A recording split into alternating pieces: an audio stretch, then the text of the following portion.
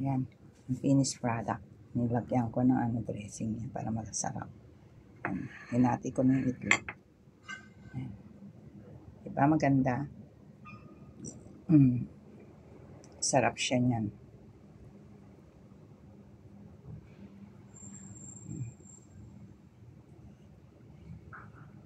Ayan.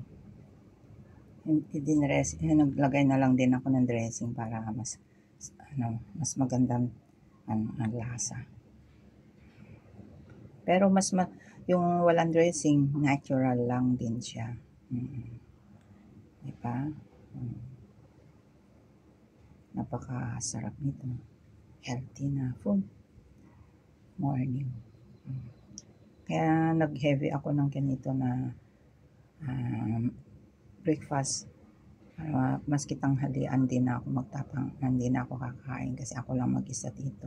Mamayang gabi na lang ako magpe-prepare for dinner para marami kami kasama ko, yung mga plaga ko sa kaya amo ko. Basta wala kaming rice, saka bread, noodles. Hindi maganda kasi sa katawan na yung laging healthy. Yeah. Subukan nyo, try nyo to. Morning and lunch, ganun. Basta iba-iba lang yung salad. Salad pala ang tawag nila dito. Pero healthy food. Yes. Nakakatulong sa ating katawan. Sa biyaya ng Panginoon. Sa edad kong ito, 62 na. Yeah. Magpo 4 years na rin ako nag-low carb. Yes. Ang kasi natin, ang katawan natin, pag-abuso natin sa pagkain, diyan tayo nakakuha ng sakit din. Yeah. Umiiwas din kami ng sweet talaga, as in. Pero salamat sa Panginoon Diyos dahil sa food na ito, saka sa amo ko na rin.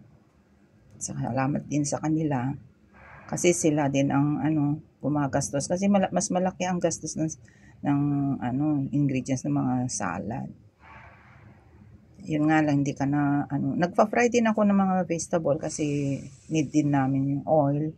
Need ng katawan natin yung oil, kaya din ako. Minsan nag-adobo, chicken wings, may mga meat din akong isinasama, hindi lang itlog. Minsan bacon, yung ko pinaprepare ko din sa food nila. Yeah. Salamat sa panonood. Bye-bye.